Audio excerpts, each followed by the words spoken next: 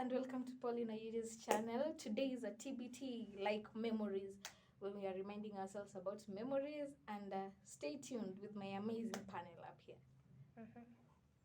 Okay, today we are going to learn about crazy experiences that we had back in high school. So, okay, kabla tuanze, I'm also welcoming you to my YouTube channel. It's been a while since I posted something on my YouTube channel, but I'm very sorry. So, welcome back. Please kindly subscribe, like, and share so that we may get to higher subscribers. So today I have two guests with me in studio. I'll just love them to introduce you by their names before we get ahead to start the discussion. I'm Natasha. I'm Brenda. And I'm Paulina Yudo. This is my YouTube channel. Kindly karibuni sana. So as we've been told by our guest here, we are going to discuss about memories we had back in high school. You know, they are crazy. Some of us were cheeky. Some of us were, I don't know, we'll discuss and you'll know about them. So, it's your turn. We can start with anybody. You can tell us those crazy memories you had in high school. Which kind of pupil or students were you in high school? And you can tell us also which high school or which county did you attend your high school? Okay, me, I've learned in Uasin Gishu County, and one of the craziest memory I remember is we had a chemistry teacher. This chemistry teacher during lunch, during games, he could not stand seeing people walking. Like, he was all about academics, and it was too much. So the phrase he used to use is, walking is a D minus, and we used to laugh. So he could find you walking is a D minus. You could just laugh at him, go. It was just and fun. was chemistry maybe your subject? No. Chemistry was not even part of my top subjects back then. Chemistry was a real struggle, baby. Okay, so with me, I think sciences were not my subject. Like, we are ladies, though. We are ladies. I think this is with most ladies. I think ladies and true. Sciences. Ladies, I think what we love most are languages. And exactly. Humanities. You can tell us your part. Okay. My high school experience wasn't that crazy, but I also hated sciences, just like them. Okay, according to me, sciences. So long as I could write my name on that paper, that was it. And there's this time, okay, our maths teacher was so lovely. He was loving. My stream, we had two streams. Okay, before I go ahead, I went to certain schools. I went to two secondary schools. I went to day schools. I wasn't even boarding. So when you see this girl, you know that she's a hardcore. I went to two secondary school, but because of these things called subjects, na viboko, na mimi, apana, I had to help to another school. So me and sciences, there was that time you could even want maybe a teacher to get an accident, or you just hear he's sick, or he's not coming. And they're the ones who never get sick. And they couldn't get sick. And by these teachers of which subjects are they humanities? They couldn't come. When you want them to come, my friend, you won't see them. And I don't know if this was a problem even in your school. The language teachers were always pregnant, always upset. Like, there was just something. Okay, according to me, my language teachers, they were mostly male teachers. Oh. Yeah, we had like male teachers dominated the school a lot. But there was just something about them that used to make them just miss classes. Not like maths teachers. Hata kukikuwa na mvua. So naweza tuambia wewe ulisomea shule gani na how was it with you? Okay, I learned in a school in Kisumu. I won't mention the name. Yeah, and I don't remember much, but my experiences weren't that crazy. Yeah. So there was this time. I don't know, we did an exam because we were two streams, I have told you. So the other stream, East, those people had strict teachers and they could read, my dear. Ladies from East, those ladies were just fire. Sisi huku ni kurelax tu. We are waiting for our men to top the list and then sisi tunakuja huko. So there was this time, I don't know, I got maths 30. My friend. Hey, that was the best day for me in school. Teachers kept praising me, and if I can tell you how I got that maths 30, they were this, I don't know, they were over 60. Me, I had a cousin. So that day, God brought my cousin next to me. We used to be, we used to be doing our exams outside. So God brought my cousin next to me. Nikamwambia, he was Paul, I am Pauline. Nikamwambia, Paul, fanya ukiekanga hivi. Na mimi ndio hizo na glasses, magnifying glasses zangu. Full stop, comma, bracket. So the following cut, things rounded off from 30 to 0. Hey. So I can say subjects like humanities were not my things. Okay, let's come to no, I think science is not humanities. I took agriculture and history, geography. I think, okay, my first school I was doing 8 subjects. So I don't know why I went to geography. I don't know I went to geography just to make the list full. I don't know. But where? Let's get to map work. Map work was something. Yani, you could spread that sheet on the floor with your answer sheet. I don't know, question paper. You don't know where, yani you don't know what you want. You are there staring at it. Me, I believe geography, the topic rocks. Yeah. It should be taught after people choosing the subject. Trust me, if there is anything that made me close a geography textbook, it's rocks. Trust me. I went for history. At least it was favorable for me. Geography was not me. So another thing I experienced with that school, I think, I was in a mixed school. Madam teachers and ladies. Hey, tulikuwa kama mbwa na nini? Mbwa na kondoo. Yani, a madam teacher could just come to class and then maybe she asked a question and then a lady raises up her hand. So I don't know how they felt we were not answering them well. Ama there was some hatred. Then she goes back to the office to tell a male teacher to come for you. My dear, that day, let me leave it there. You can tell us about your school. Okay. As for me, I also hated geography. Okay. I'm a man of few words, so I'm not so good at storytelling. Okay. Haina shida. So you can tell us about your teachers and how maybe they were with you people, maybe the female and male teachers.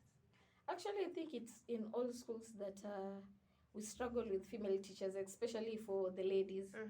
Yeah, female teachers, there's just a way they just don't bond with with the ladies in schools.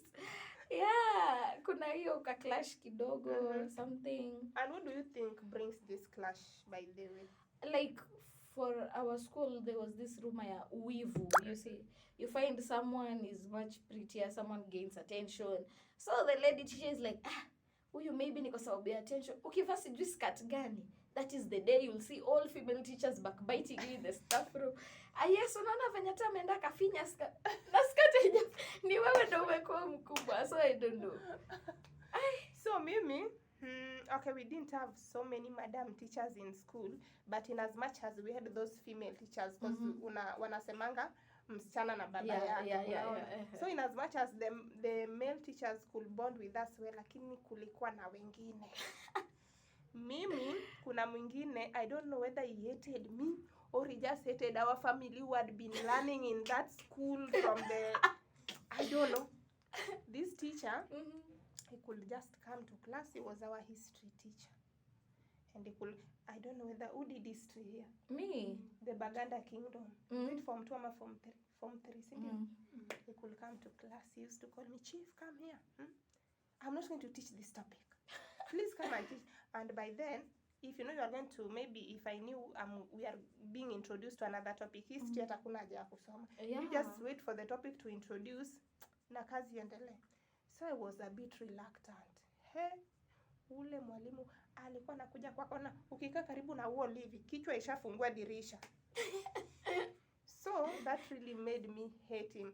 I think I hate him until there was this time I was sick and I went home. I took almost a week. So when I came back, it was in the evening and some cut were done. We had done some papers, though I was away. So when I was coming from the gate, he was standing there in front of the office. I was with my brother. So he came, so he was like touching me as if, I don't know what I did, as if I had offended him or made some mistake in school. So he was like, ndio unatoka nyumbani umesikia vizuri, nini.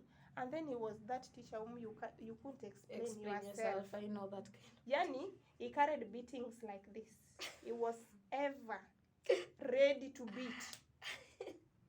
Acheni niwaambie, huyo mwalimu alinigonga, akanirarulia nguo, akanivunjia glasses, and it was around evening when people were going for supper.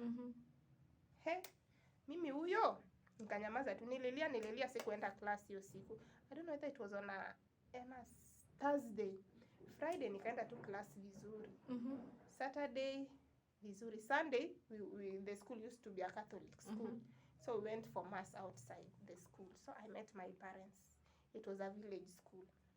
So I explained, I was a dramatic girl in high school. Like I didn't want somebody to like infringe my line or pass my line. I was always cool, but when you crossed my path, hata wewe ni mwalimu tutapelekana. So tukaenda church. I met my dad. I was in a game skate top. I wasn't in a usual uniform. So akaniuliza, why are you not in uniform? I tried explaining. My dad got so much, like alikuwa meboeka. Akatafuta principal was also in that mass. He looked for the principal and he said the following day was Monday. He said he would be in school by Monday. So acha Monday ifike. Mamangu ndio huyo akakuja kwa gate asubuhi.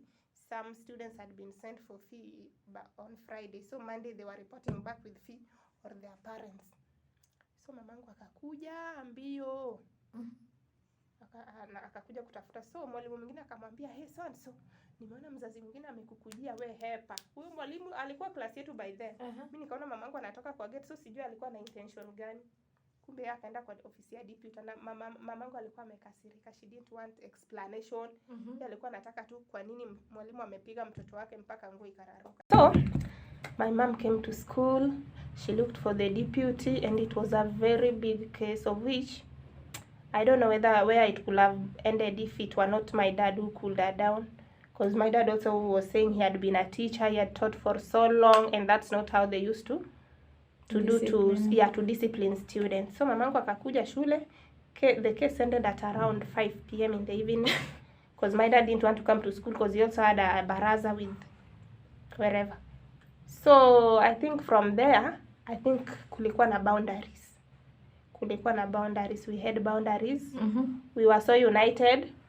The words he used to throw at me when he sees me around or when he sees anybody coming from my home or related to me, I think it ended that way. And yeah. Well, that's nice. At least I learned lesson. Yeah. And then there are these times, I think dons and preps, those are also headache. You see. Hey, Natasha, how is it? What?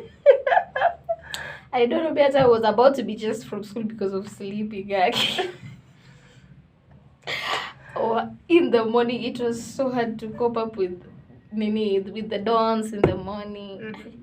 Me, at least preps in the evening. At least I could cope up with it. But dawns, I used to sleep. I used to sleep heavily. But I got used to it at some point. I think dawns I could try. Sometimes I could try, but mostly ilikuwa tu inanilembe. I don't think if I have a good history with the dawns. Okay, me, I think preps was a must because unajua preps we were starting at around what was the time by the way for preps? As we could start at immediately after supper. Yeah, immediately after supper. you know after supper you have no option to go and hide Yeah, exactly. chini ya bed, Exactly. ama No, in no. the loose, Yeah. ama wapi, ama in those empty classes. So preps, it was a kawaida thing.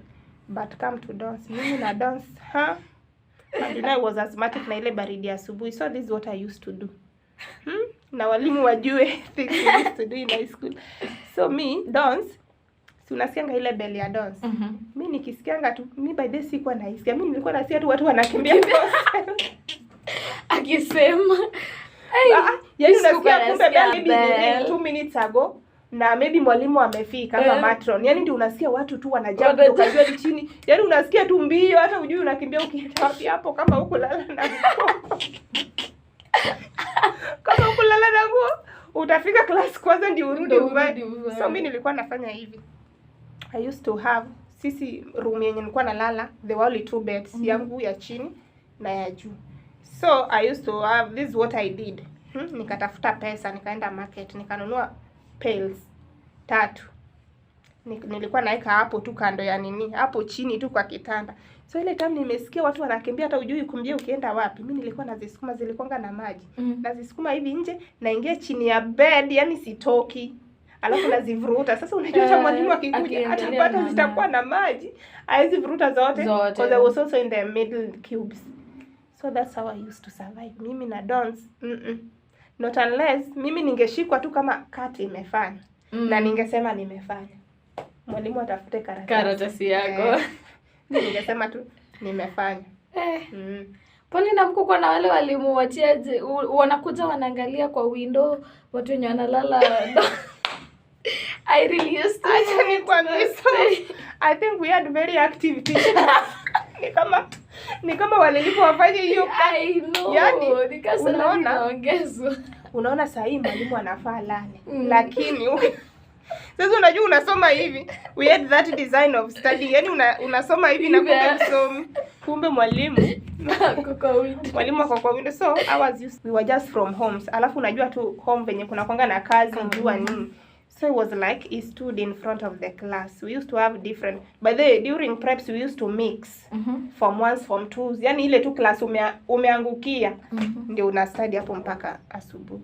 So this teacher came in front of the class and they started saying, so my girls, this is how you are ugly in the night.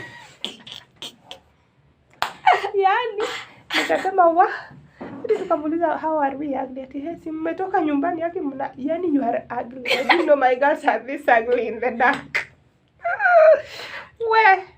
Acha tu. And then there are these times Natasha. Mimi high school yani nimeona mambo.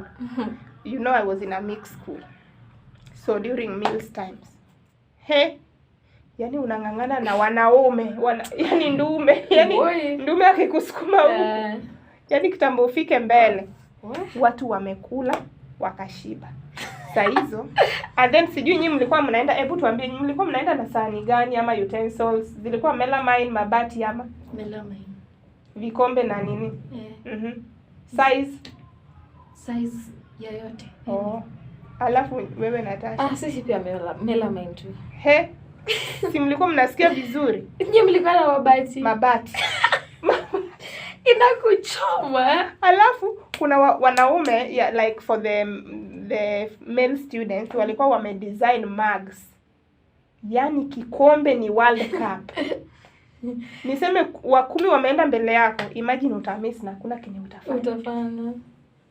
And you won't do them anything. Na ukisha miss ni hivyo. Alafu sisi tulikuwa tunafanya hivi. Hatukuwa na place ya kukula, so we used to be taking meals in the dorms. They scholars, boarders, what. So niseme maybe umeserve kibaki 5 minutes to class. Utamaliza uji. So this is what we used to do. So unaanza kuserve uji na kikombe. You come back to the hostel, to the dormitory. Unaeka maji kwa besheni, unamwaga ile uji kwa hii plate yako ya nini. Alafu unachapa mbio. Alafu unakunywa na kijiko. That's what we used to do. Inaitwa survival. Alafu what were like meals zenu zilikuwaje? What do you do like nini mlikuwa mnakula sana shule? Ile siku unasema leo ni Christmas. Nini? Rice na beans na ugali na nyama na nini sukuma. I think chocolate ilikuwa poa. Eh. We used to see Si wewe ulienda shule international. me sector food hapo na sisi chomea shule yangu. It was so nice. I used to see rice and beans every day lunchtime. That was okay, every day lunchtime. Only Saturdays na Sundays too ndo ilikuwa githeri. I don't take githeri. It was so bad. I used just to hate meals on Saturday na Sunday. But Monday to Friday, you could see at least rice and beans. Thursday sasa ndo ni Christmas. Rice and beans lunch. Usiku uko na nyama, uko na mboga, uko na ugali. It was just nice. Mimi siwezi sema Monday to Sunday what you are taking, but we used to take sukuma wiki. Lakini sukuma wiki yetu ilikuwa na soup. Ile unanawa inabaki. By the way, we used to nawa our hands using soup. Na sukuma silikuwa inakatwa, but what I thank God, hiyo shule. Ugali si tulikuwa tunawekewa blocks. Hadi tukiwa na shule wageni wamekuja wanasema kinyi mnakula vizuri. Yaani hakuna siku utakula ugali itoshe kukushiba. Maybe for the men I don't know. But us. Ugali ilikuwa sijui ni mara 3, hii simu mara 3. Haya, tulikuwa na githeri. Tulikuwa na githeri plain lunch. Kuna time tulikuwa na githeri na chai. I don't know if it were one of the supper time. Tulikuwa na beans. Sasa ndio ilikuwa siku yetu ya Christmas. Beans na ugali. Imagine. Beans na ugali sasa ndio. Alafu kulikuwa na nyama. Alafu sasa sijui hawa cook. Sijui ni nyama inanunuliwa kidogo kwa shule ama ni nini. Hebu mniambie kabla niseme yangu. Mniambie nyama, siku yenu ya nyama mlikuwa mnapata pieces ngapi? Tuambie tu. Mmekula nyama shule? Hebu tuambie. Unapata 2 kama uko lucky. Wewe 2. Ai. Natasha na wewe? Me like I said, me can complain about my school. Nyama ilikuwa tunaserve tu vizuri. My friend. 4 pieces, 5, 6. Kuna like it is just okay. Mimi kuna huyu mpishi nimemshikia mpaka leo. Yaani ile kitu kidogo tu. Si alikuwa ameniwekea nyama. Sijui zilikuja pieces 2, moja ndogo na moja unajua hizi zinashikana na bone. Alafu akishaniwekea anakimbia na kijiko anaitoa. Yaani mpaka leo I don't know, this is my 10th year outside school na bado iko kwa akili. Lakini wapishi wanafanyanga watu maajabu. Mimi nimemshikia hiyo nyama, yaani mpaka nikachange shule. Bado hiyo kitu tu ina ring kwa hiyo akili yangu. Imagine. Alafu kulikuwa na hizi sports days. Sisi.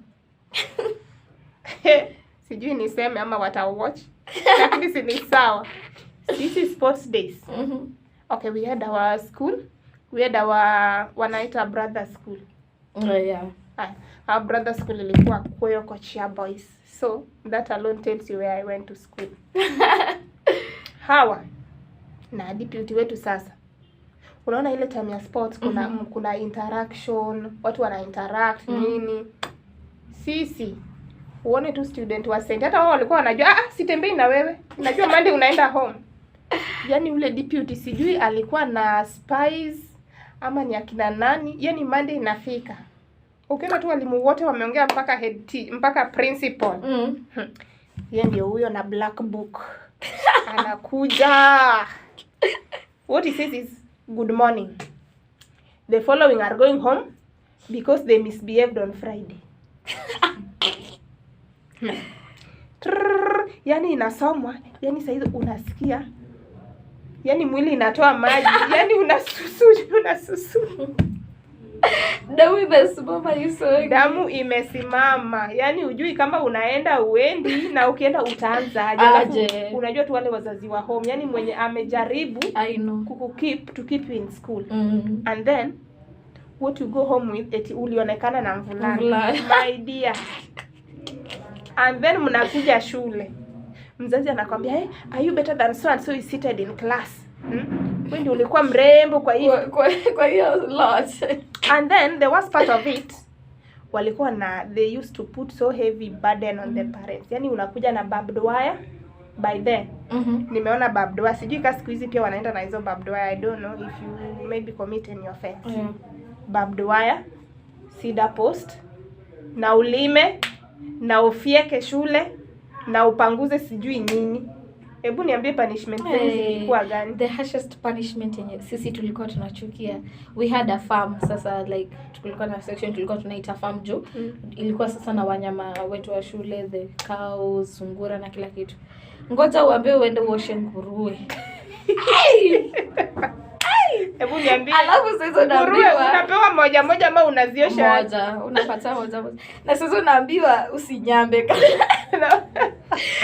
Like mimi hiyo itataka sasa kukukula. I don't know if it's kukukula ama unairita tukinyamba juu yenyewe si inanuka already. Sasa unaambiwa ukienda kuiosha sasa usinyambe.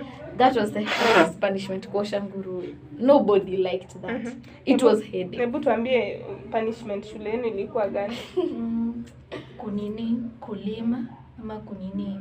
Inyote nilichukia sana ni kumopa nini hall. Na dining, hapo place by dining. Ilikuwa kubwa. I can relate. Another punishment ilikuwa tunapewa. Si unajua watu walikuwa wanaserve alafu kuna wale wanarudi. So ukipatikana kwa hiyo mimi sijui zile hata kama si siku ya githeri lakini githeri itapatikana tu. Kuna siku I don't know what happened, I can't tell what happened. Yaani mimi nimeitwa kwa parade nikule githeri kwa zile sufuria kubwa. Na walimu wako hapo wameketi kwa bench. Yaani wanakuangalia na wengine wanaenda class. Alafu high school pia kuna kwanga na huruma. Yaani hutaki kuona mwenzako akiteseka. Yaani ucheki. Hata kama ni tamu ucheki, you don't know what's next for you. Yaani mimi na form 4 na ni wale ndume kubwa kubwa. Mimi ndio huyo mwalimu ana shout na jina lako Pauline kula. Kula githeri. My dear. Nauli. Nilikula githeri kwa jua na hizo nauli. Yaani tunakula githeri mpaka remedial. Alafu nasikia mwalimu anatembea kwa compound. Unataka nani akusaidie? Sasa hizo ndio unaona mikono kwa classes hizi. Haki hizo punishment mimi. Hapana. I think that was a little bit sweet. At least tunakula. Mimi kenye inanishangaza sasa. Yaani ni siku ya sukuma na ugali na githeri. Githeri ndio hiyo inatolewa hapo ukule. And then kuna hii time unajua hakukuwa na maji shule. So kwenda market ama kubuy if you wanted something you wait for Saturday. So sisi ndio hao, si maji iko shule, pump iko nje ina primary field. Tunajifanya tunaenda hapo.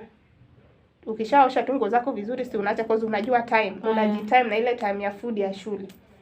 So see what we used to do cause Saturday ilikuwa mbali na pia unataka usalimie watu wa village hapo karibu. Sisi tunaosha nguo, tunaacha hapo, tunajifunika na leso, tukipanda milima tunaenda market like ilikuwa like 10 minutes from where we used to chota maji. 10 minutes. Sisi ndio tunaenda mpaka turudi. Yaani mtu anakuona na mandazi kwa doo. Anashangaa hii umetoa wapi? Anamwambia karibu mandazi. Si ndio? And then pia kulikuwa na history ya simu. Yaani mwalimu anasikia kuna simu. Hadi ako na evidence ya ukweli, hata unajua hadi wewe unajua ni ukweli. Si ndio unajua ni ukweli uko na simu. Lakini atakuja, simu itatafutwa. Mimi hebu nyinyi hebu niambie nyinyi mlikuwa mnaweka simu wapi? Simu sijui. Ilikuwa ngumu upatikane nayo. Na watu wako nayo shule. Natasha nyinyi mlikuwa mnaficha zenu wapi? Nakwambia, yani hadi mtu yani anaenda mwalimu hadi anamwambia the exact spot, like unaona pale amepanga box. Enda hapo nyuma kuna box nyingine hapo anajifanyaga ifunguka. Nakwambia hadi evidence ako nayo. Lakini venye mtafungua hiyo box venye hiyo simu haitapata outside. Mimi kuna time mimi sijui ile simu nilitanga wapi. Basi nilikuanga na simu. Mimi yangu haitoki kwa fugo. Na unaziweka off. Ile off yenye yani unaitime kabla uanze kutembea nayo, unaitime mpaka ujue battery ikiwa off. Ina behave aje. Ina behave. Cause kuna time kulikuwa na form 4, unajiunga na form 4 na kuiba mtihani. So mwalimu si yako class. Simu ikaanza kulia. Yaani hiyo simu ilifanyiwa maajabu. Imagine mwalimu anachukua simu yako instead. Yaani walimu pia sijui kama wako na huruma ama ni tulikuwa tu tumewachosha tu. Yaani mwalimu anachukua simu yako, anachukua mawe kubwa. Unajua zile mawe za kusurround pale. Yeah. Anakuambia chukua mawe, gonga. Guy. Ilikuwa smartphone ama hizi tu? Hizi tu kama hizi tu. Ama hizi tu za nini? Za kaduda tu. Hizi za kaduda. But still hiyo ni pesa. Si ndio? And then kuna time sijui niliambia prefect anichague niende nisafishe ofisi ya deputy.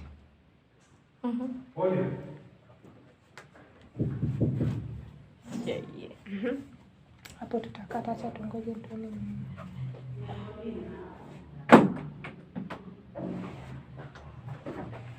Pesa ngapi? 60. Lakini sijachukua, lipa tu. Sawa. Haya. So mimi kuna viatu zangu zilichukuliwa, zikuwa za shule lakini nilienda nazo tu, hizi za plastic. So nilikuwa nataka huyo dem aniweke kwa list wenye wanaenda kusafisha ofisi ya deputy. By bad luck tulisafisha, sikuona viatu zangu. Sasa ndio form 4 sijui akaniambia ati niangalilie simu. Sasa hizo si deputy ako kwa nyumba yake. Yeah. Niangalilie simu. Aki nilitoa simu zote zilikuwa kwa ofisi ya deputy. Akauliza. I think venye alirudi kwa ofisi akaona hakuna simu, hakuna sim cards. Akauliza kina nani walisafisha? Tukaitwa. Wakasema ati nani alichukua hapa simu na mem card? Mimi saa hizo venye unaniona mpole. Nilikuwa mpole kushinda saa hii. Mimi sikuona, mimi nilikuja nikamop, nikatoka na traffic yangu. Na hiyo ndio tulimaliza kesi. Mpaka leo hajaijua ni na hata jua, maybe atajua akiwatch hivi. Then another thing ilikuwa inani surprise. Pauline snacks. Unajua sisi hatukuwa tunakubaliwa na snacks shule. Because like walikuwa nasema sijui illegal nini na vitu za ujinga kama sijui devil worshiping, sasa snacks sijui zina nini mtu. So kuna hii hakuna snacks, lakini time ya break hautaikosa mtu amekosa. Yaani mtu atatoa zile masweet mandazi zile za jaka zina. Unashanga wiza alitoa wapi? Snacks hazikuwa ikosa. Kwanza biscuit. Hadi unapiga nayo bei shule. Biscuit ya 5 bob unauzia mtu 10. Na hizi na watu watanunua. Watu watanunua hizi kataa. Si sasa tulikuwa na hii tabia, mtu amekunyima kitu. Maybe ama mtu this person is greedy. Tulikuwa tunawajuanga. So tukishajua hivyo tunangojanga tu. Ile siku tunajuanga weekends inakwanga uji na githeri mostly. Siwe pia unajifanya tu hapa ama watu wakienda church kuna wale lazima upate wawili watatu. Wamebaki. Yaani unaenda tu kwa box yake unafanya hivi, hizo uji zinamwagika zote hapo ndani. And that's how we used to treat them. Guys. Kosa tu kwa na otherwise. And then kuna there this type of choppies. Hebu niambie how you used to maybe go around with the choppies. Sisi like number 1 wetu sidhani kama niliwahi kwa shida. Na mwita number 1 wetu juu like guy huyo dem haungemtoa number 1. Competition ilikuwa inaanza number 2 kuendelea. Huyo dem haungemtoa number 1. But mimi sioni kama mimi nilikuwa na shida. Wewe ulikuwa tu sawa. Like hata watu generally apart from tu youth ya during prep. Nyamazeni mtu washasha utuko nyuma naenda usome library. Apart from tu youth ya hatuwezi soma with all this noise. You know your future is your... Sasa mimi hiyo ya future acha tu. I knew my future were in my hands. So si tulikuwa na hawa choppies. Unajua tu mix school. If you are a lady and you can maybe appear in top 10, niseme tu top 10. Sisi sasa hizo tumepata mao 0 something. Dem anakuja na 96 98 my dear. Ni venye siwezi tembea hapa penye nimeketi. Yaani mtu anachukua pepa yake kutoka kwa ofisi, yaani unaona tu design anatembea. Yaani shule ni yake. Yaani hata wewe mwalimu anakuonanga tu sijui kama unaharibu pesa. Yaani tulikuwa na wale ma chopsticks. Yaani wale madem. But I think walikuwa 3 hivi. Yaani penye wako. Yaani una feel you are belittled. But me, I think I reciprocated my strength. Mhm. Like, wewe kuja tu na math yako. Mimi nakungoja kwa English, and I was very thorough. Mhm. Kwa kuringa, hata I think my classmates knew. Mhm. Wakuja tu na math yako uambie watu venye number 2 sijui ilikuwa inafanywa aje. Teacher, we ringa. But me, I reciprocated with my languages, I think. Hebu niambie venye nyuma chopi ama wewe pia you among the chopis. No. So nilikuwa nachukia hii type. Tuseme mtu amepata 02. Obvious. Mtu amepata 90, tuseme 98. Na bado na struggle kwenda correction. I know. Back to you. Kuna time mwalimu amepeana pepa. Yaani ushafanya namba alafu anakuja hii namba iko na correction. Hebu niambie venye ulikuwa una feel hapo. Ati namba iko na correction. Na wewe ushafanya. Ukapata kila kitu. Alafu kuna hii kitu nilikuwa nachukia high school. Na sijui kama nitaifanyia mtoto wangu but ni process. Nitamfanyia. Mzazi anakuja. Yaani unajua tulikuwa tunahitaji hall. Si tulikuwa tunaita hall tu. Entertainment. Sasa hapo ndio results zilikuwa zinapiniwa. Sasa kule tena mamangu amekuja. Nilikuwa nimemiss I think 3 papers. So nilikuwa huko chini ma 80s tu. I was position 85 I can't recall. Yaani saa hizo sijui niko na grade, sijui niko na C inasema D+. Alafu saa hizo unajua ukijaribu sana unaweza pata tu hiyo C plain ama C-. Alafu mamangu ananiambia, nataka ukue hapa.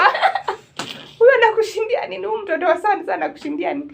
Mtoto wangu nataka ujaribu, nataka kukuona hapa juu. Yaani mimi nilikuwa na feel vibaya, nasema tu huyo hata angekuja. But it's typical, but nasikia kuna tu pali tukifika. It's required uambie mtoto wako hivyo. Hata kama unajua mtoto wako is a C material, lazima tu umwambie tu mimi nakutaka tu hapa B. Like it's typical. Alafu hebu na wewe ilikuwaje? Nini parents day? I hated it. Alafu kuna hii time papers zimerudishwa, alafu unaona deski wako yani unaona tu points zake zimefika 60. Yaani wewe hata hujafikisha 40. Alafu ilikuwa endia. Alafu mimi shule yetu ilikuwa endia, kuna panel wanasema juu exam imekuwa hivi and hivi, we are going to do them amnesty. My dear, niseme ukikuwa msumbufu huko nyuma, hiyo amnesty hautafanyiwa. You have to repeat. And then kunakuwa na hii closing day. Mwalimu class teacher akisoma results. The most declined, the most improved. Na mwenye ako hapo tu. Yaani mimi nilikuwa nangojanga the most improved. Lakini nilisemanga sasa nikisoma nimeimprove. Next time nitasoma wapi? Na alafu na grade pia. Hizo vitu nilikuwa nachukia, like I hated them kabisa. And then kulikuwa na hii time ya inaitwa hizi denominations. CU sijui nini. Ulikuwa gani? I think mimi nilikuwa CU.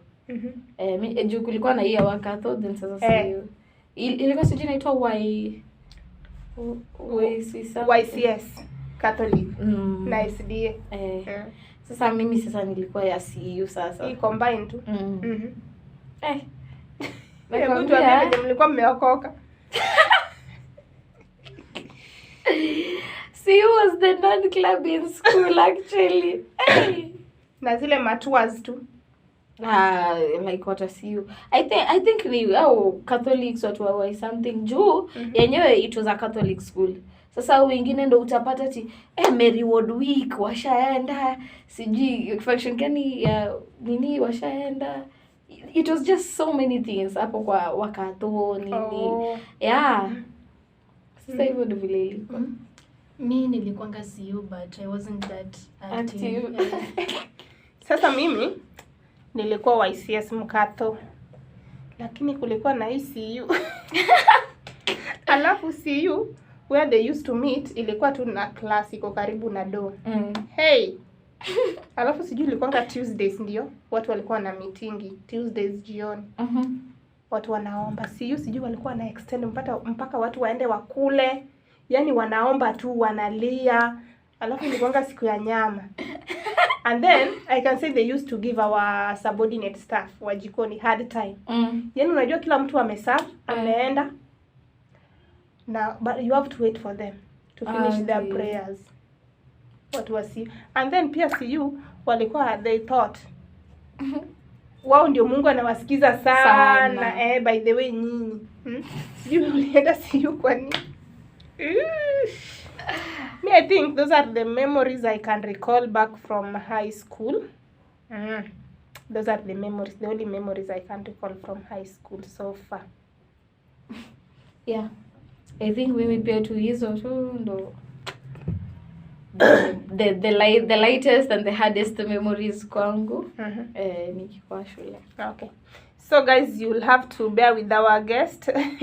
Amesema yeye si mtu wa kuongea sana, but we'll continue having her on set if we have any video to shoot. I think it's time we end this video here. I don't know when it will go, or we will download it, but I think when we edit, or we shall just put it raw as it is. So thanks guys for watching, for clicking, for sharing, for subscribing. Also like to share so that we can get more subscription. Until next time, bye.